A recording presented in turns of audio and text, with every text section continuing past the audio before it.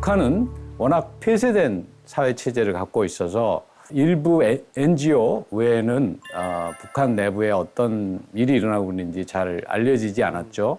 그러다가 1990년대 중반에 북한에서 흉년이 들고 어려운 상황이 돼서 북한 이탈 주민이 많이 나오면서 인권 실태가 드러나기 시작했습니다. 우리가 보통 고난의 행군이라고 부르는 일이 북한에서 일어났었거든요.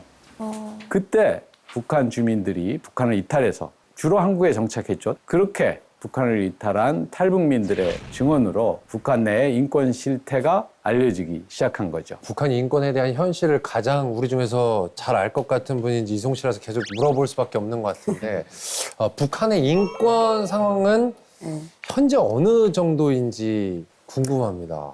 제가 북한을 나온 지가 꽤 되거든요. 한 10년도에 나왔고 한국에 온 건 2014년도에 왔거든요. 지금이 더 나쁘지 않나라는 생각이 들거든요. 아, 그래요? 세계에 유행하는 코로나가 지금 북한에도 유행하는데 북한에선 많이 죽지 않았다라는 말도 있고 하지만 식량이 지금 너무 부족하고 그렇거든요. 그래서 제 아는 친구가 이제 그쪽과 연관을 좀 많이 하고 있는 친구가 있는데 식량이 너무 없으니까 하룻밤 자고 일어나면 앞집에서 죽고 또 다음 날 일어나면 옆집에서 죽고 이제 코로나가 약이 없으니까 산에 가서 아무 약초나 막 캐다 먹는 바람에 그 부작용으로 코로나 때문에 죽는 게 아니라 부작용으로 죽는 게 더 많다는 소리를 제가 듣고 제가 한동안은 너무 힘들었어요, 마음이.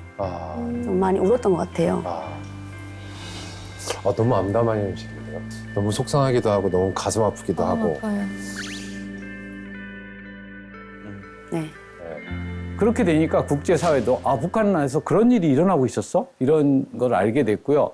그거에 따라서 이제 2003년부터는 유엔에서 인권이사회와 유엔 총회에서 북한 인권 결의안이 채택되고 있습니다. 그러다가 2014년에 중요한 일이 일어났는데요. 3명의 전문가로 구성된 북한 인권 조사위원회가 최초로 400페이지가 넘는 아주 방대한 인권 보고서를 제출했어요.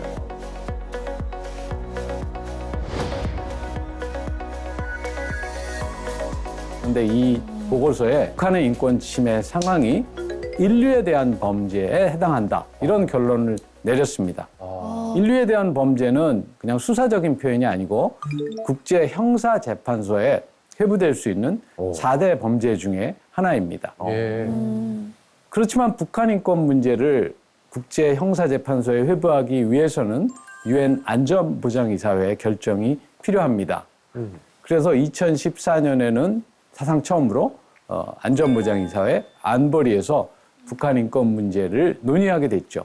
그때 마침 우리나라는 유엔 안보리 이사국이었는데요. 제가 그때 한국의 유엔 대사였기 때문에 아까 여러분들이 앞서서 말씀하셨듯이 북한 주민은 우리에게 아무나가 아니다. 이런 내용이 포함된 연설을 하게 되었습니다. 네.